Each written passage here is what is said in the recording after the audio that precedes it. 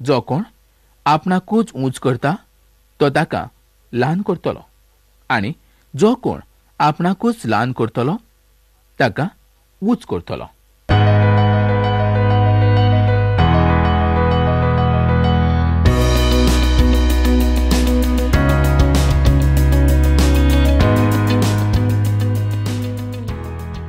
मोगा भाव आयज ज्या पुस्तकाचें आमी शिकप करतले त्या पुस्तकाचें नांव जावन आसा पयल्या राजाचें पुस्तक.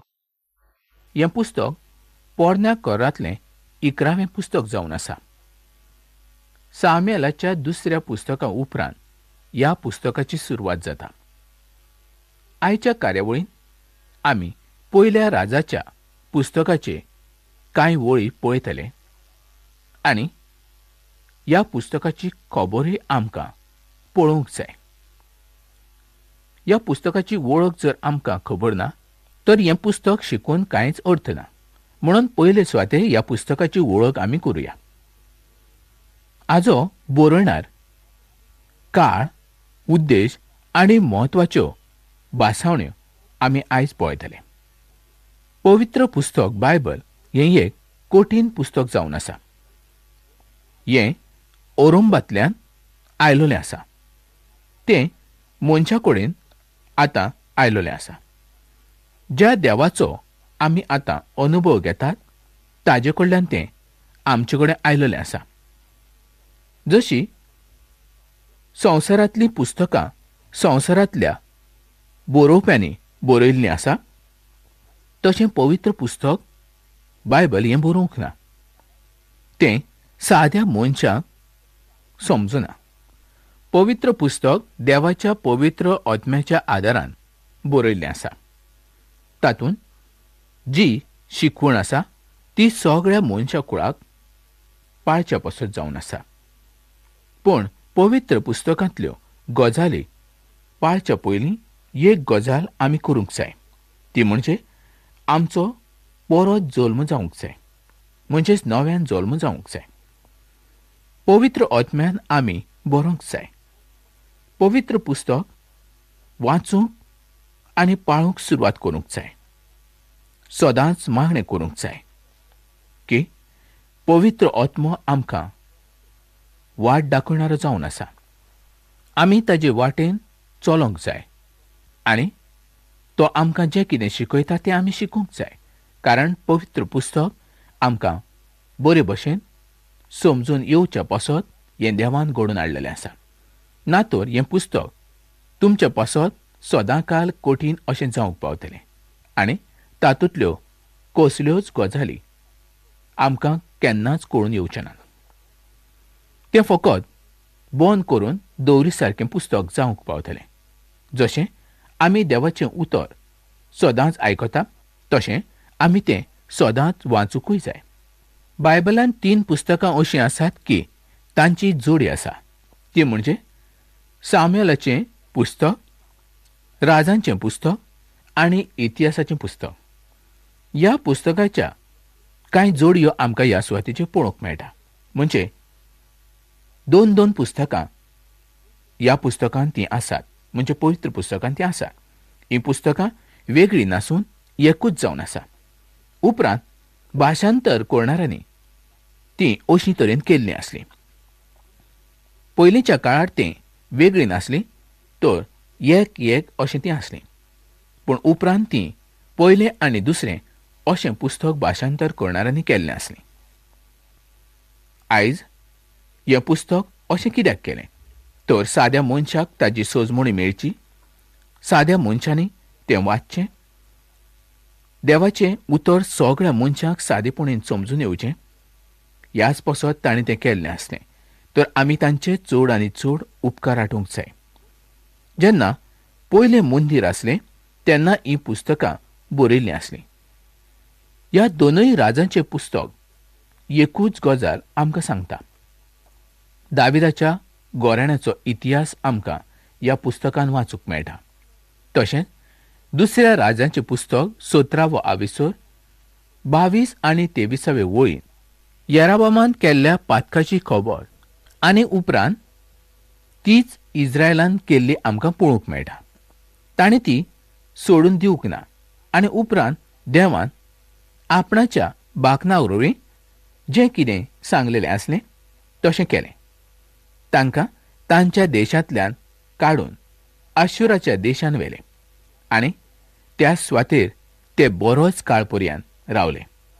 मोगा भाव-भयणो, राजाच्या पयल्या पुस्तकांत आनी पयल्या आविसरांत आमी पळयता की दावीद राजा आतां बरोच जाणटो जाल्लो आसलो आनी आतां दाविदाचो पूत अदोनिया वो दाविदाचें राज आपणा कडेन घेवंक पळयता.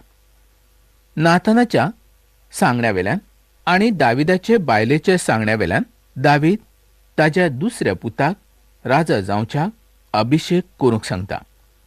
अशें ह्या घडणेवरवीं पयल्या राजाच्या पुस्तकाची सुरवात जाता. ह्या आविसरांत खूब जायत्यो बऱ्यो घडण्यो आमकां पळोवंक मेळटा.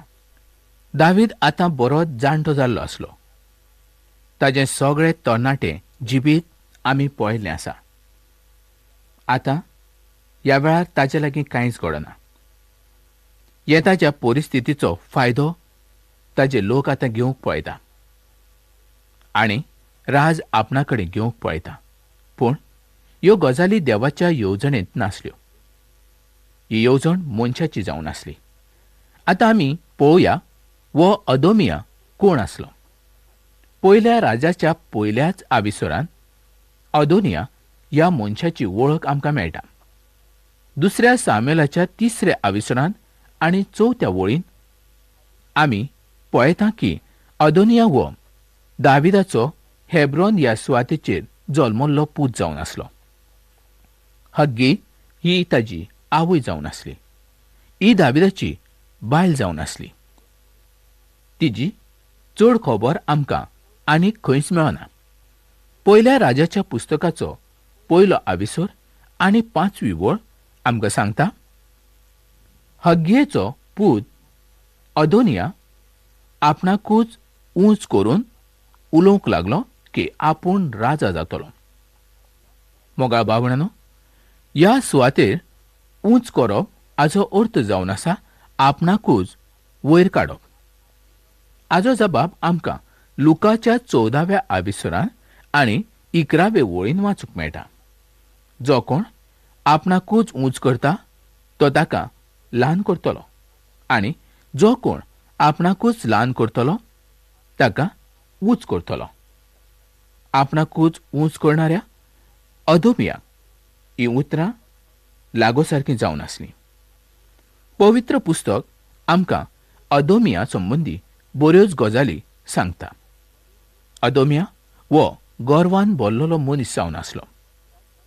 तशेंच ताजो सावत्र भाव आपशालोम आनी आपणाच्या बापायच्या विरुद्ध बंड केल्लें आसलें. आपशालोमाचें जिवीत अदोनियाच्या जिवितांत आमकां पळोवंक मेळटा. जर योग्य वेळार दाविदान पावल उखलूंक नासलें जाल्यार अदोनिया आपशालोमा सारकोच करतलो आसलो. दाविदान आपणाच्या घरच्यांक केन्नाच शिस्त लावंक ना. ताजो गरोपो पूर्ण बिगडोन गेल्लो आसलो. ताज्या घराण्यांत सदांच गडबड गोंदळ उत्पन्न जाल्लो आसलो आनी हाजोच फायदो अदोनियान घेतलेलो आसलो. दाविदान ताका केदींच दोमखावंक ना. म्हाका दिसता जेन्ना अदोनिया चुकलो तेन्ना दाविदान ती ताजी चूक आपणाच्या दोळ्यान पळोवंक नासल्या सारकी केली आसूंक जाय. अदोनियाची येवजण आसा आपूण मुखार वचप. अदोनियाक आतां यवाबान आदार केल्लो आसलो. दावीद तर जाणटो जाल्लो आसा आनी थोड्याच काळांत तो मरोन वचपाचो आसा. असल्या वेळार यवाब आपणाचो फायदो करून घेवंक पळयता. हेंच आमकां ह्या सुवातेचेर पळोवंक मेळटा. तो दाविदाचो औरंबाक सावन साथीदार आसलो, म्हणजेच वांगडी आसलो. ताजो तो उजवो हात जावन आसलो. म्हाका दिसना की तो दाविदाच्या विरुद्ध कितें करतलो म्हणून. पूण ह्या वेळार अदोनिया शिवाय दुसरो कोणूच राजा जावचो न्हय अशी ताची येवजण जावन आसली. ताका दिसतालें अदोनिया खेरीज आनी कोणूच राजा जावचो न्हय, आनी ताजे शिवाय जो कोण राजा जाता तो राजा जावंक लायक ना. पूण अदोनिया हो आपशलोमा सारकोच जावन आसलो. तो कशें राज करतलो हें दाविदाक बरे भशेन खबरूच आसलें. आतां अदोनियान व्हड येवजण केल्ली आसली. आपणाक जर लोकांचो पाठिंबो मेळूंक जाय जाल्यार अशे तरेन लोकांची मनां ताणें आपणा कडेन जिखून घेवन पळयल्लीं आसलीं. जेन्ना ताणें व्हड जेवणावळ केली तेन्ना आपूण राजा आसा अशें ताणें दाखोवचो यत्न केलो. तो दाविदाचो सगळ्याहून व्हडलो पूत जावन आसलो, आनी व्हडलो पूत आसल्या कारणाक लागून राजा जावचो ताजोच हक्क आसलो. पवित्र पुस्तक आमकां सांगता की तो सोलोमोना परस व्हड जावन आसलो, आनी त्या काळावेल्या कायद्या प्रमाणें व्हडल्या पुताकूच राजा जावचो अधिकार आसलो. आपशलोम मेल्या उपरांत दुसरो नंबर आदोनाचो जावन आसलो. आदोनान सगल्या राजाच्या पुतांक आमंत्रण दिलें, पूण सोलोमोनाक मात ताणें आमंत्रण दिवंक ना. आदोनियाक हें खबर आसलें की नाथान बेतशेबाचे वाटेन आसतलो म्हणून. दाविदाच्या व्हड पातकाच्या वेळार नाथानान ताका सारकी वाट दाखयल्ली आसली, आनी बेतशेबा ही सोलोमोनाची आवय जावन आसली. आतां नाथान तिजे कडेन वेता. मोगाळ भावणानो, अदोनियाचें कारस्थान दाविदाक अजिबात खबर नासलें, आनी नाथान आपणाचें कारस्थान करूंक मुखार सरता. 13व्या वळी प्रमाणें जेन्ना दावीद आनी बेतशेबाचो पयलो पूत मेलो तेन्ना बेतशेबाक दाविदान सोपूत दिल्लो आसलो की ताजो दुसरो पूत दाविदाच्या उपरांत राजा जातलो. हो पूत म्हणजे सोलोमोन जावन आसलो. पूण आतां ताणें राजा जावचे पसत दावीद कांयच उलयनासलो. म्हाका दिसना की दावीद ताका राजा करूंक सोदतालो म्हणून. 14वे वळीन अशें बरयल्लें आसा, पळय, तूं ह्या सुवातेर राजा कडेन उलयता इतल्यान हांवूय तुज्या फाटल्यान भितर येतलो, आनी तुजे येवजणी घडच्याक हांव कारस्थान करतलो. ह्या सुवातेर नाथान अशें म्हणटा की जें कितें घडटा तें आमी राजाच्या कानाचेर घालुया. तूं त्यो गजाली राजाक सांग, आनी हांवूय त्यो गजाली राजाक सांगता. तुज्या उलोवण्याक हांव येवकार दितां. म्हाताऱ्या दाविदाक आतां कांय दिसनासलें. तो बरोच जाणटो जाल्लो आसलो. ताच्या दोळ्या मुखार जें कितें घडटालें तें ताका सांगूंकूच जाय आसलें. 15वी आनी 16वी वळ जर ह्यो आमी वळी वाचल्यो तर आमकां अशें दिसून येता की राजा जाय तो तेंप पर्यंत बेतशेबाशी गेल्लोच नासलो. तांची एकामेकाची भेटूच जावंक नासली. 17 ते 20 वळींनी आमकां अशें पळोवंक मेळटा की आपणाच्या फाटल्यान कोणेन राजा जावचो ह्या संबंदी दाविदान कांयच प्रयत्न करूंक नासलो. अदोमिया खूब सुंदर आनी बरो काम करणारो जावन आसलो. दाविदाच्या उपरांत तोच राजा जावचो आसा अशी लोकांची येवजण आसली. 21 ते 24 वळी जर आमी वाचल्यो तर आमकां अशें समजून येता की दाविदान अदोमियाक राजा केलो काय कितें हें समजून घेवंक नाथान आनी बेतशेबा जाणा जावंक पळयतालीं. खरें पळयल्यार ह्या सगळ्या गजाली संबंदी दाविदाक कांयच खबर नासली. आतां आमी मुखार पळोवया. तेन्ना दावीद राजान जबाब दिवन म्हटलें, बेतशेबाक म्हजेशी आपयात. उपरांत ती राजाच्या मुखार येवन राजाच्या मुखार उबी रावली, आनी राजान सोपूत घेवन म्हटलें, जाणें म्हजो जीव संकश्टांतल्यान साल्वार केलो तो यहोवा देव जिवंत आसा. हांव ताका इस्रायेलाचो यहोवा देव हाजो सोपूत घेवन सांगता की तुजो पूत सोलोमोन वो म्हज्या फाटल्यान इस्रायेलाचें राज करतलो. आयज हांव तशेंच करतलो. मोगा भावणानो, ह्या सुवातेर हें लक्षांत घेयसारकें आसा की दाविदान बेतशेबा कडेन उलयतना सोलोमोन वो आपणाचो पूत अशें म्हणोंक ना, तर तुजो पूत अशें म्हटलें.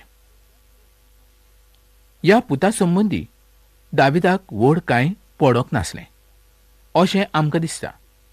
आमी फुडलीं उतरां वाचुया. तेन्ना बेतशेबान आपणाचें तोंड जमनीक लावून राजाक नमान केलें आनी तिणें म्हटलें, म्हज्या दोनया दाविदा, सदांकाल तूं जिवंत उरो. उपरांत दावीद राजान सांगलें, सादोक याज्ञीक आनी नातान बाकनार आनी यहोयादाचो पूत बनाया हांकां मुजेशी आपयात. उपरांत ते राजा कडेन आयले. तेन्ना राजान तांकां सांगलें, तुमी तुमच्या बरोबर तुमच्या दोनयाच्या चाकराक घेवन म्हजो पूत सोलोमोन हाका म्हज्या गोड्याचेर बसोवन सोकला गिहोन ह्या सुवातेचेर व्हरात. त्या काळार राजा गोड्याचेर बसतालो. हे जनवर युद्धा पासत उपेगांत हाडटाले. मोगाळ भावणानो, खरेंच आतां सोलोमोन राजा जावचो आसा.